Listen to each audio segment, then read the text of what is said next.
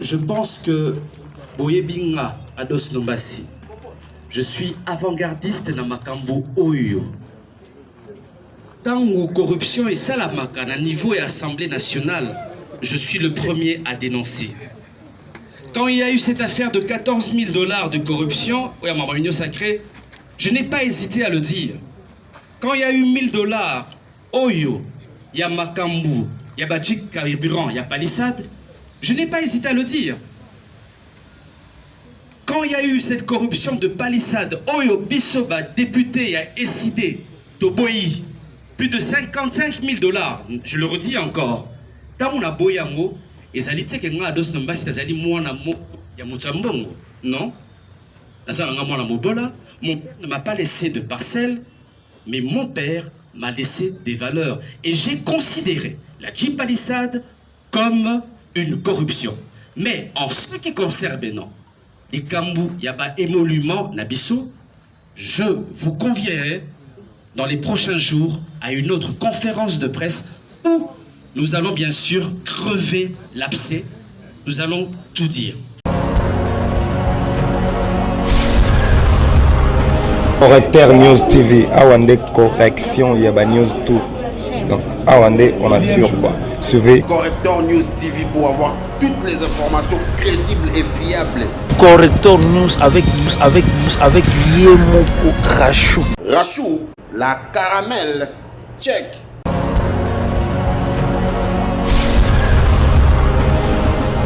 Qui menace la vie de l'homme et ses biens matériels. Tel est le but visé par ces deux propositions de loi que nous avons le privilège de présenter à la population congolaise en ce jour. 3. Économie générale.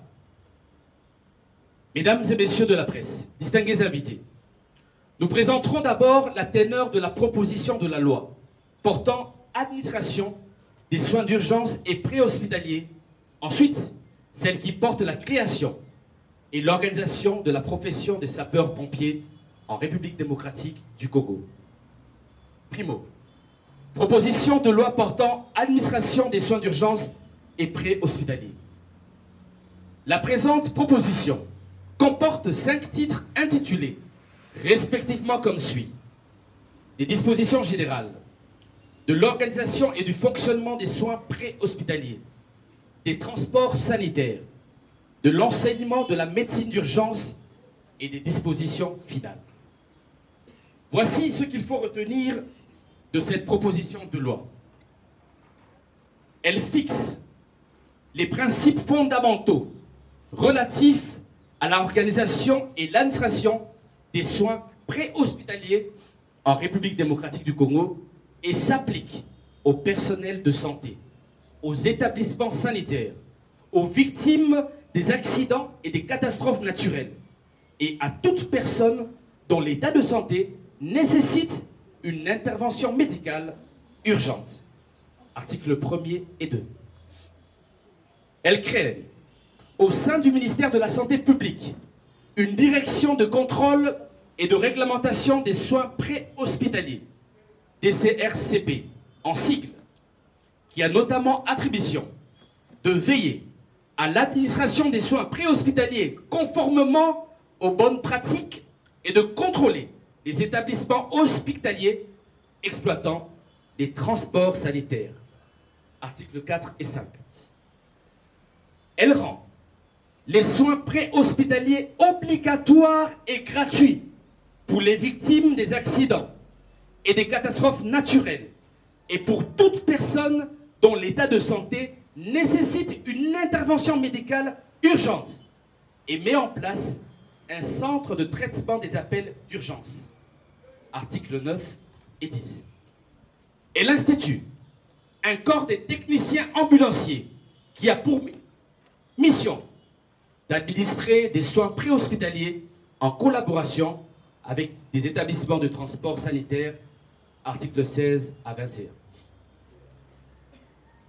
Elle sanctionne d'une peine d'emprisonnement de 1 mois quiconque s'oppose à ce qu'un patient reçoive des soins préhospitaliers et de 3 mois quiconque transfère un patient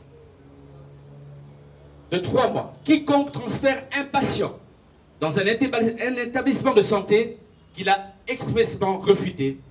Article 32 à 33.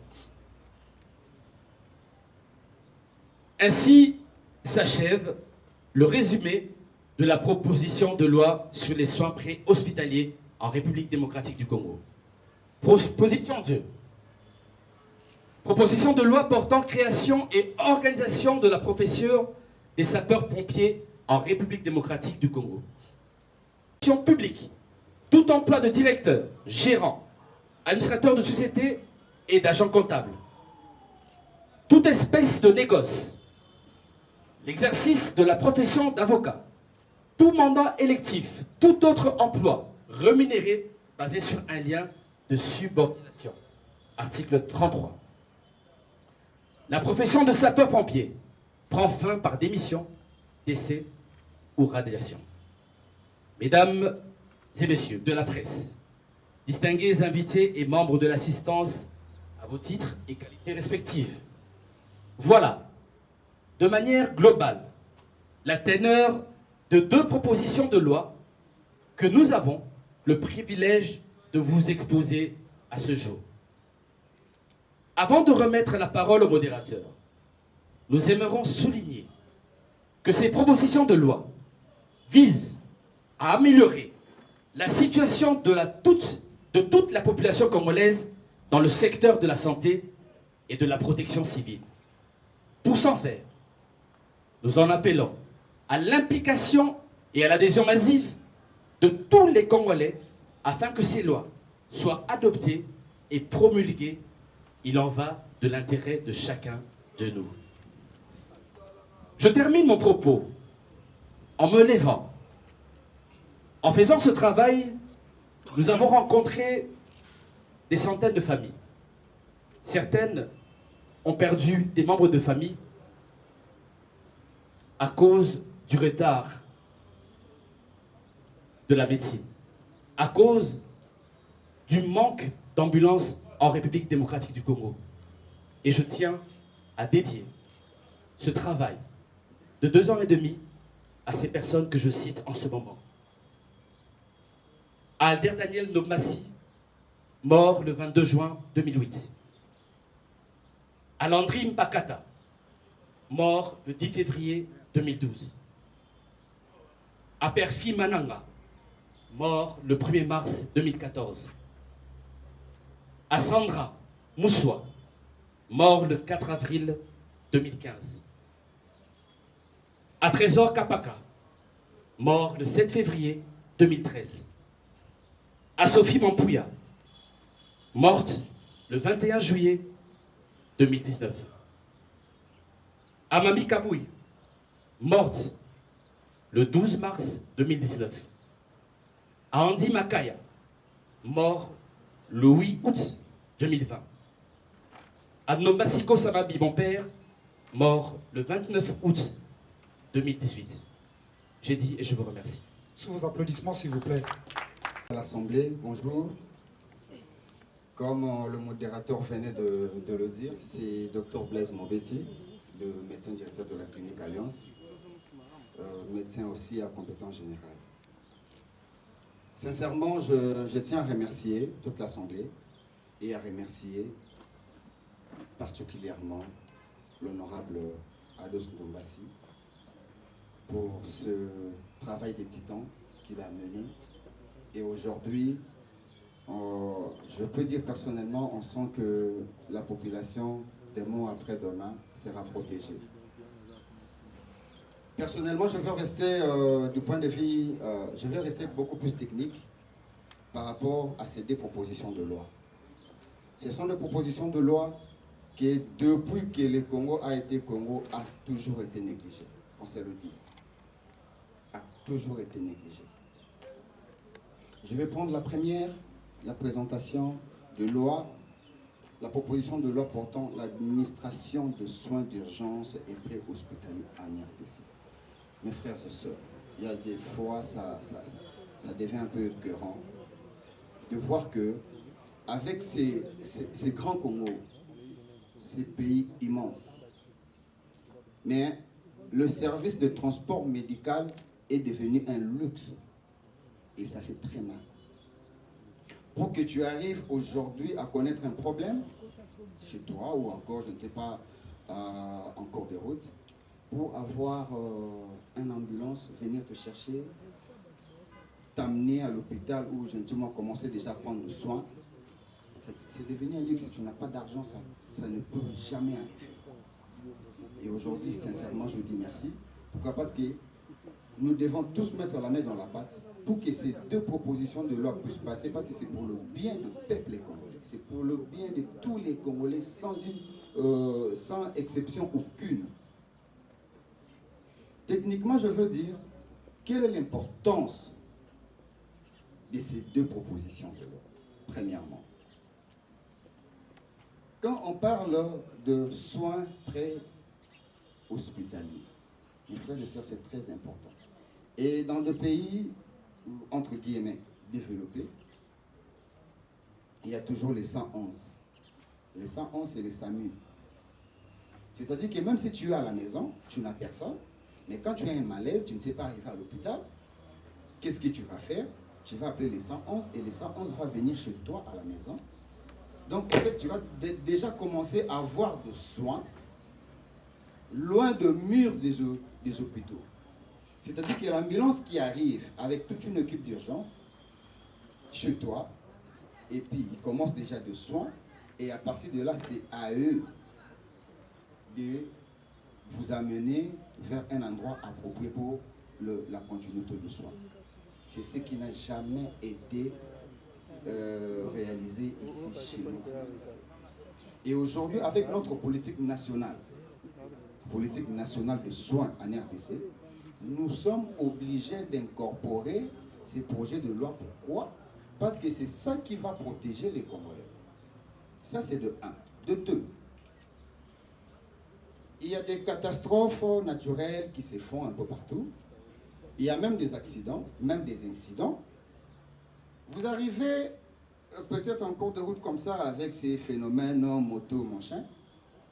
Quelqu'un qui vient de connaître un accident, et si l'hôpital n'est pas à une cigarette de là où s'est produit l'accident, c'est-à-dire que la personne doit rester d'abord là, et puis même avant que, je ne sais pas, les gens viennent les secourir, avec des conditions que nous connaissons tous, comment est-ce que vous allez amener une personne à l'hôpital. Et c'est ce qui fait qu'aujourd'hui, on enregistre beaucoup de cas de mortalité en RDC. Et si on essaie quand même de faire la statistique, vous allez voir que c'est beaucoup plus élevé. Déjà, le fait de faire quitter la personne là où il a eu un incident ou un accident, pour arriver à un endroit propice pour le soin, il y a beaucoup de gens, et des fois, vous serez d'accord avec moi, vous arrivez comme ça à l'hôpital et l'équipe médicale vous dit, vous nous avez apporté un cadavre. Et ce sont des histoires où, si vous allez dans des pays développés, dans des pays qui sont vraiment beaucoup plus équipés, ça ne se produit jamais. Déjà là où s'est produit l'accident, il y a déjà une ambulance qui arrive, il y a l'équipe qui est là, l'équipe des urgentistes qui vont déjà commencer à prendre en charge la personne à partir de là et enfin amener la personne à l'hôpital. Et là, la personne humaine est protégée. Pendant que chez nous ici, la personne n'est pas protégée. La personne n'est pas protégée, pas du tout.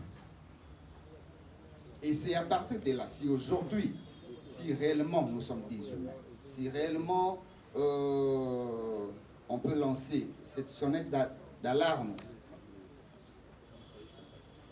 à l'Assemblée nationale, au Sénat, pour que cette proposition, qui est à 98% quasiment important pour toute la population. Je ne vais pas beaucoup plus monopoliser la parole, mais c'est vraiment des histoires que nous devons appuyer. Son importance, c'est pour le bien de toute la population. Son importance, c'est pour protéger la victime, c'est pour protéger et puis faire promouvoir la santé de la population congolaise. Chose qui n'est pas faite. Oui, il y a un programme un programme des urgences. Et ce programme-là des urgences est quasiment inerte. Et aujourd'hui, moi je dis, c'est vraiment très important qu'il y ait une proposition de loi comme ça, qui pouvait déjà nous mettre à l'aise pour commencer déjà à aider notre population du point de vue sanitaire. Je pense que je peux d'abord me limiter par là, en donnant quand même la parole au docteur Boutolou, et puis on va revenir. Baye Mbuka Banso ezali likambo ya motuya. Pona nini ezali likambo ya motuya? Na biso baminganga tozali na kati ya likambo oyo. Moto moko te akoki kokima likambo oyo ya mobeko oyo ndeko na biso Ados Ndombasi azali ko présenter, azali kolakisa na miso ya mboka mobimba. Moto akoki kokima yango te. Pona nini tolobi moto akoki kokima yango te? Yo okimi yango po ozali na ba makambo ebele, ozali na misolo mingi, ozali na biloko ebele. Bongo libota na yo pe mobimba ekokima yango? Ekokima yango te. Me kasi soki tosangisi makanisi na biso likolo ya mobeko oyo, moto moko na biso akokwa litomba na yango. Ezali mobeko ya motuya. Ya motuya makasi penza. Pona nini? Po ezali kolakisa biso ndenge nini tokoki kopesa to kokamata bandeko oyo bazali na likama pona kozongisa bango na okolongono bwa nzoto, pona koluka kolongola pasi oyo ekomeli bango ya mabe koleka eya te oyo tobengi liwa. Bomoi nyonso ezalaka na kobotama esukaka pe na liwa. Kasi esengeli na biso bato tolakisa tozali bato na koyeba ndenge nini tokoki kolamba to kobongisa mboka na biso. Mboka eyebanaka ezali ya kobongama na mibeko.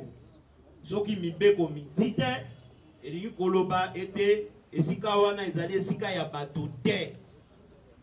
Na bokuse elingi koloba boy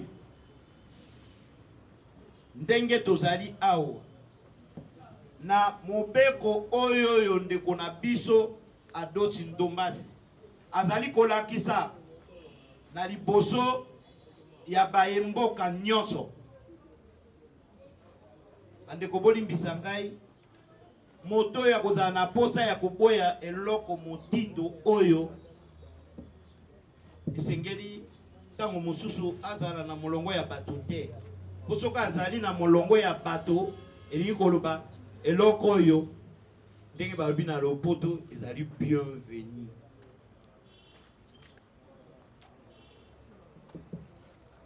En quelque sorte, comme venait de dire mon prédécesseur, mon confrère Dr Moubeti, cette proposition de loi des soins d'urgence et pré-hospitaliers doit attirer l'attention de tout Congolais. Quand nous disons que ça doit attirer l'attention de tout Congolais, c'est à partir aussi de la République démocratique du Congo que les autres pays africains peuvent emboîter les pas. Cette proposition de loi nous donne la facilité partout où nous serons, partout où une forme de catastrophe, d'accident va nous trouver, que nous puissions avoir la facilité des secours. Quand ce n'est pas organisé, quand il n'y a pas une législation à ce sujet, nous sommes foutus pour la merde. D'une manière ou d'une autre, l'importance de cette proposition de loi est bel et bien là. Personne, nous avons eu toujours des difficultés pour bien voir ou constater cela. En quelque sorte, nous pouvons dire que l'honorable Ados Ndombasi, c'est une bénédiction pour la République démocratique du Congo, le fait de passer une telle proposition de loi. Je pense que ça mérite vraiment des applaudissements si nous pouvons le faire. Merci bien.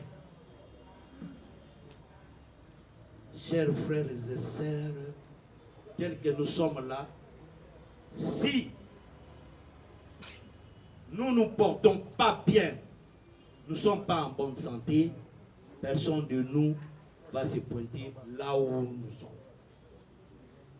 Et concernant cette proposition de loi, personne n'est épargné. D'une manière ou d'une autre, tout le monde est impliqué.